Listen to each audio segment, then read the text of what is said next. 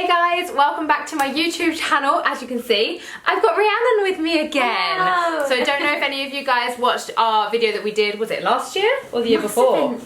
Do you know? It was quite a while back. Maybe it was the year before. Well, if you didn't watch that one, I'll link to it below and you can go and have a watch all about binge eating. Really, really insightful video. So the reason I've got Rhiannon on is because I want to chat about veganism and she is my most knowledgeable friend. So can you kind of give us a little bit of intro as to like who you are? And why I'm here. Why you're here? Other than being my friend. I'm here visiting Kat in this gorgeous place that is Stanford. But aside from that, so I am a registered associate nutritionist. I have a clinic on Harley Street, the Nutritionist clinic, where I work with clients predominantly with various different concerns. It could be veganism or it could be sports nutrition, eating disorders, weight management. That's the spectrum I tend to delve into. And I have a book called Renourish. It's amazing. It's in my kitchen. Thank you. I actually did see it in your kitchen. I did. I was really touched by I didn't just put that there this morning. No. It genuinely is there. Yeah, that's a little bit about me. I'm Cool. nutrition on everywhere. On every social media, but I'll link to Rhi below so that you can go find her. Yeah. So I guess I haven't really spoken about my journey as being vegan since I went vegan. And I went vegan November last year, so November 2017. And I purposely didn't want to talk about it until I had someone like Rhi with me, because obviously I can talk about it from my point of view, but that's not really going to help you guys because, and I cannot express this enough at the start of this video, we're all different. What works for me isn't necessarily going to work for you. And also remember that what we talk about today is very general. Yes. So we would always recommend going to see someone in person like Rhiannon so you can get kind of that one-to-one knowledge. Sorry, if you can hear something in the background, it's Simba drinking his water. He's so cute, honestly. But what Kat just said is so crucial because Kat actually genuinely wants to do the right thing. And anecdotal advice is all very well, but it shouldn't be taken as gospel for you as a prescriptive thing. Yeah. So there's a few things that I really want to cover, and then we opened it up to an Instagram Q&A, and there are a few questions that came through on there. So firstly, for me, I think I want to talk about supplementing. Yeah. So I think that it's very easy when you go vegan to be like, okay, these are the foods that I'm going to eat, and then we forget about all those vital supplements that our bodies actually really do need. Yeah. So can we chat about those? So when you take any animal produce out, there are some key vitamins and minerals actually that you'll find it much harder to get, and in some cases it can be very, very impossible for most of us to have as much as we need. So supplementation may be crucial for most of you guys. Those vitamins and minerals are, first of all, vitamin D, which unfortunately we don't get enough of in the UK anyway. The government now says you have to take a supplement. It's advised that in the winter months all the way up until maybe springtime that people actually supplement. I didn't even know that. Yeah, for some it's actually all year round as well. And it can depend on your ethnicity, of course. Some people with beautiful darker coloured skin, that means their skin won't absorb the vitamin D as easily from sunlight. But you can also get it in some foods, and they tend to be things like oily fish or dairy products. So yogurts and butter and things contain vitamin D. That affects your immune system as well. So vitamin D is really important, number one. And if you're looking for some products, you want to make sure that they have extra fortification of it, or you look at a supplement. So number two would be iron. Red meat is obviously a good source of, you've got heme and non-heme, which are different. One comes from animal, one comes from plant. Now the one from the animal product is easily absorbed, so it's bioavailable, which means your body really knows what to do with that quickly. Which, can we just quickly dip in to say absorption with supplements is something that's really important, because we're all taking these supplements, we think that they're doing the right thing, but we need to make sure we're taking them and they're being absorbed. With iron as well, you have to have some vitamin C with your iron supplement to aid absorption. But also some people will be naturally more predisposed to being anemic as well.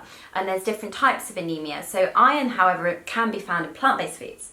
Lentils is a classic one. I think vegans love their lentils. Love our lentils. Love those. Dark leafy greens. Things you wouldn't expect. So some dried fruits as well that can contain iron. But remember the two different types. You've got iron and then you've got B12. So B12 is another, and that's the big one. Like the B12 is the one that kind of like vegans, I think, realise. Although B12 was the one that when I went vegan, as soon as I googled what supplement do I need, it was like B12, B12, B12, B12. And I don't know, I did some research into this, and you might tell me I'm actually doing the wrong thing. No, go. But I read that, and quite a few, I read like an actual white paper thing, that, and I take it, folic acid helps with B12 absorption. Yes. So, well done. That does help to Yes, she did her research. Yay. Well done. So that does help, but it depends on different doses. Okay, and once again, B12 is something that's obviously preferred from sources of food. You can get it in soy products. Okay. So complete sources of protein can contain bits of B12, but please don't be fooled by the spirulina thing. I keep hearing this. Spirulina is not a source of B12. It's not enough. And B12... It just makes your smoothie green. And it doesn't taste... Look, it's personal preference. I don't taste like the earth. Yeah, the earth. The swamp. It's earthy. But it's really important to remember that B12 affects your energy metabolism. Yeah. It can also affect your nervous system as well. So that's B12. So we've got vitamin D, iron, B12. Let's do omega-3. Yes, because that's the one that I actually wanted to hear about. Maybe you touch on why you wanted to hear about it first, then I'll delve into omega-3. I think for me, obviously, we're brought up assuming that omega-3 can only come from fish, and it being, a really big part of it. And the reason why omega-3 is something that stands out for me is because in my family, we were never big fish eaters. So I've always been quite aware of it, and I used to supplement with kind of like omega-3, like fish oils and things like that. Yeah. But then I kind of got a bit confused because I was like, well, where does my vegan side of it come from? And I sent you a link the other day because I was looking at a supplement that I was tempted to get, but you actually explained to me the breakdown of omega-3. Yeah, which is really interesting. Because you'll see on supplements, so what you're looking for is EPA and DHA, which are the two components of the omega-3 that you need. And omega-3, first of all, affects cognition, vital for your brain function, essentially. And there's some studies that say you've got reduced risk of cardiovascular disease, helps you maintain your weight. They look at reduced dementia, neurodegenerative things like Alzheimer's. I mean, they're not concrete yet, but there's enough to support this that's really strong.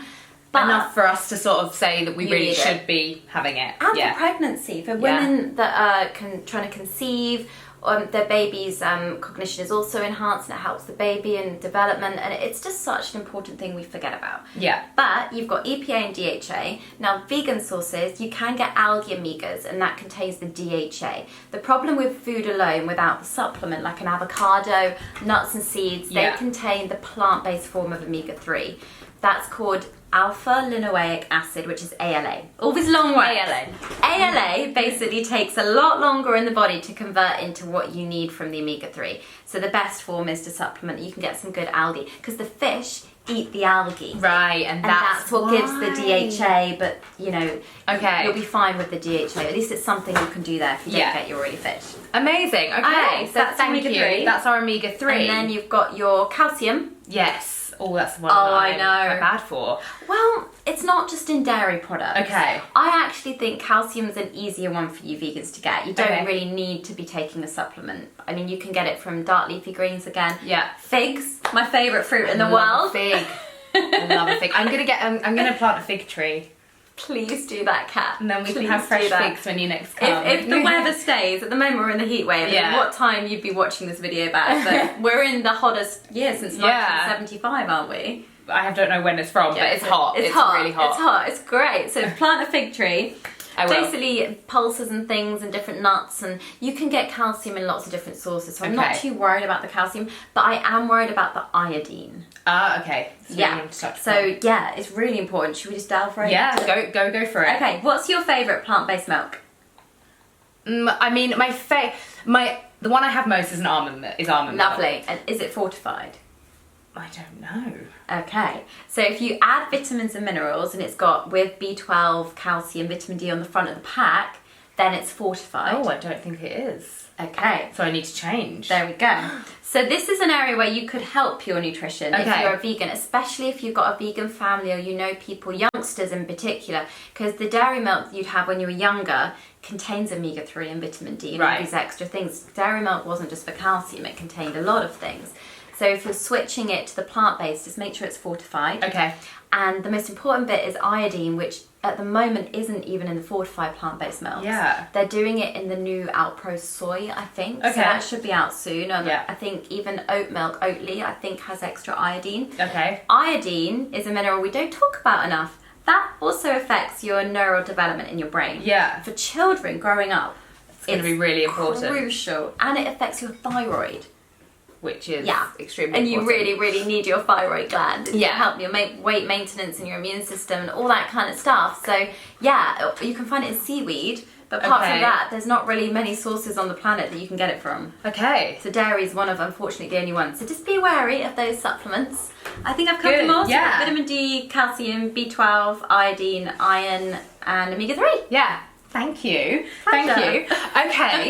So I think that for me, that was kind of like my biggest question. Yeah. So I'm gonna go to the gram. To the gram. And I'm gonna kind of ask a couple of questions. Some will be maybe more for me, some will be maybe more for Rhiannon. So, did I go and see a nutritionist before going vegan? Yes, I did. It actually wasn't Rhiannon. It wasn't me. It wasn't. She's on holiday. I was actually away, and a lovely lady who is actually from London, another nutritionist, was there on the trip that I was on, and I had a one-to-one with her, and she talked me through the vitamins and the supplements that I was going to need. And what's really important is talking about my lifestyle with that diet. I know, because you may not all need the supplements. This is something, some people's levels are different. Some people will never be anemic and others will be. It's just... So it was really important to do that, and I think that's, really important one. Okay, so many questions. So someone's discovered that they're super sensitive to soy. Okay. How could make it easier being vegan? I mean, I don't actually eat a huge amount of soy products, but then maybe that's just me. This is, from a nutritional perspective, I would advise eating soy if you're vegan. Just to clear up the study and the big thing on soy being bad for your hormones, the studies were actually affecting men, not women, on the quantity they ate, and it was excessive amounts, and it was a small study, and actually for women it supports hormonal function, and it aids menopause one day, depending the age of your listener.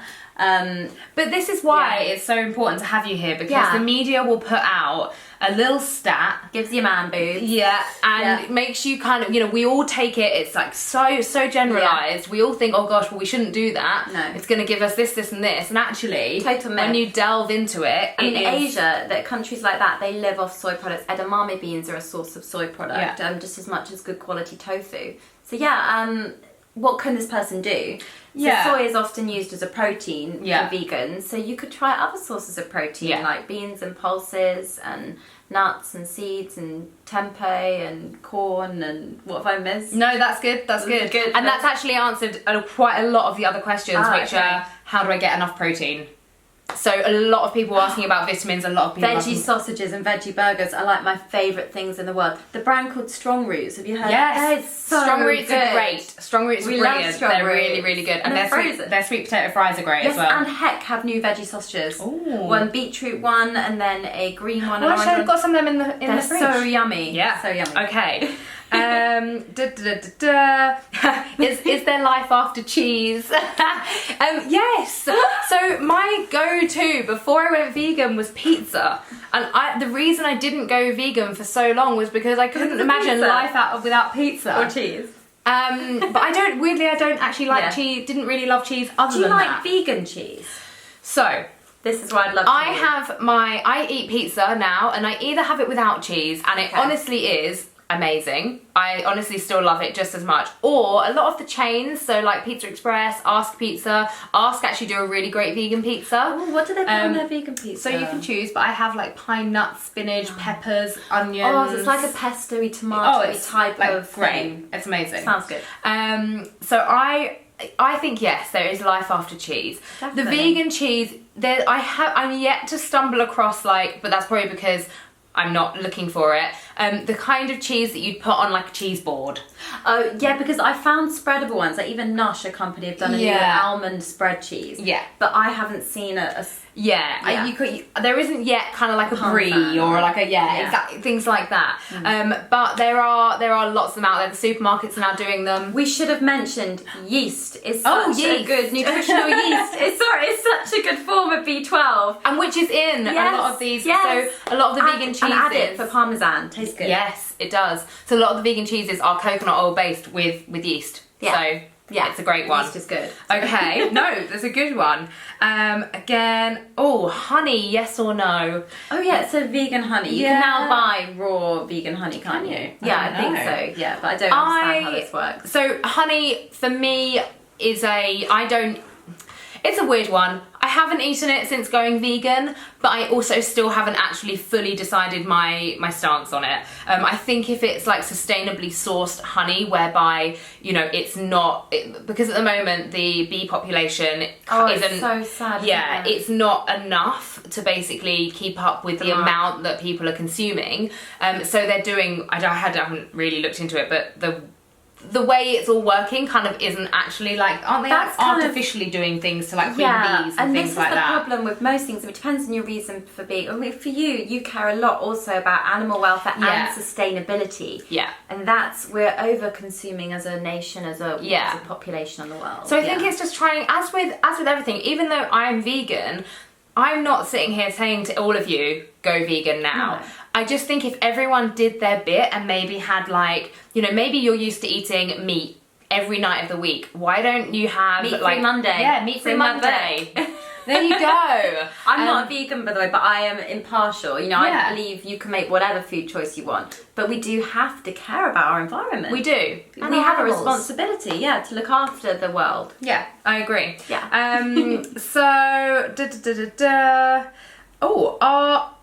Are unfermented soya products safe?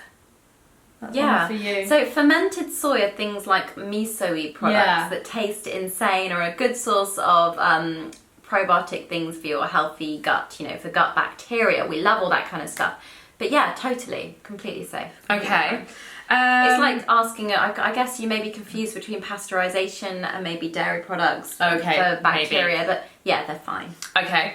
Okay, a lot of people asking for like book recommendations and things like that. What I will do is, rather than go through them now, I will just list some vegan recipe book recommendations below. I'm having a hard time quitting bacon and eggs because I lack breakfast ideas. Do I have any? There's so many. Oh, there's so many. I know. Like even somebody that isn't vegan has a vegan breakfast. I have vegan breakfast nearly every single day of the week because I have porridge with almond milk. So like porridge with nut milk is great. Yeah. All I would say is that don't do it in the microwave. Do it on the hob and heat it and heat it slowly because the milk is better like that. And maybe add some protein powder because you won't be getting the protein from the dairy milk. I add flaxseed as well. It's a good source of healthy ALA omegas, your vegetarian omegas. I'm getting my You're getting a bit of ALA, alpha-lic acid. I'm so pleased. Well done, thanks. Good fibre. So you could have smoothies. Yeah. Obviously, you could have like muesli and things like that. I mean, also toast with edamame beans and avocado, or you could try doing tofu scrambles. Oh yeah, scrambled tofu. I had on my retreat, and it was so good. We had like turmeric in it and all sorts of things. It was really great. Wraps. Burrito wrap things. You can put anything in a wrap in the morning. I'm trying to find them. A lot of them, we've answered a lot of the questions because a lot of them are about supplements. Great. A lot of people, how to keep it interesting. I actually find that it's easier keeping it interesting being vegan because I sort of have to be a bit more creative. Yeah, because where you go, the choices still aren't everywhere, so you have to think outside the box. So I think that for me, like Rob and I, we have kind of like 7 meals that we know that there are kind of staple meals and we can kind of work through them throughout the week.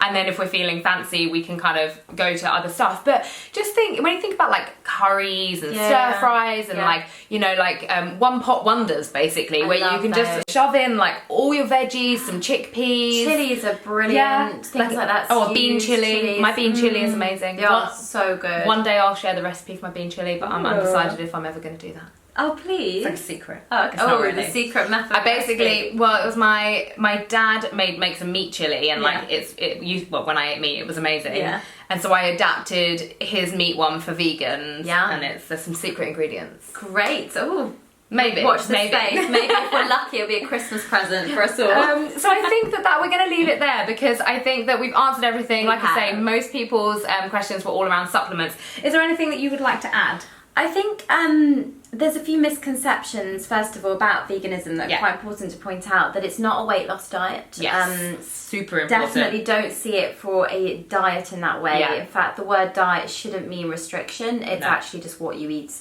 Don't compare yourself to others, because what Kat may do will be very different and suit her lifestyle and her daily energy intake and outtake compared to other people. And then finally, I think if you're going to go and do it, enjoy it, make the most of it, and research and ask questions, and don't judge others for their food choices. Just live and enjoy and breathe with your own, because we're all... Yeah, I think that's it. Like, spread a positive message. I think that will help. For me, like, you know, I've gone vegan for my own personal reasons to do with animal welfare, but I'm not going to sit here and preach to you all, because that happened when I'm 30 years old, and it's not going to help anyone if I sit here and say stop doing this and stop doing that. What will help though is if I bring on people like Rhi, who can sit here and we can actually talk about the benefits and you know, how you can actually live vegan but healthily. Some of you may be having vegan meals daily and not even think about it. I mean, I go whole days being vegan sometimes, because you just don't think about it. It's Which fine. is great. Yeah, it's amazing. It's really good. So just be kind on yourselves. Thank you so much. Can we have a hug? No. We did this at the end of our last video. I know. Thank you guys all so much for watching. If you have any questions, do leave them below. Obviously, if they're going to be kind of like personal questions about your own nutrition, then it's not something we're going to be able to answer, but I am going to leave Rhiannon's details below. She has a clinic with a couple of amazing nutritionists and dietitians that she works with, so I'm sure that one of them can help you out. Exactly. We will see you soon. Bye.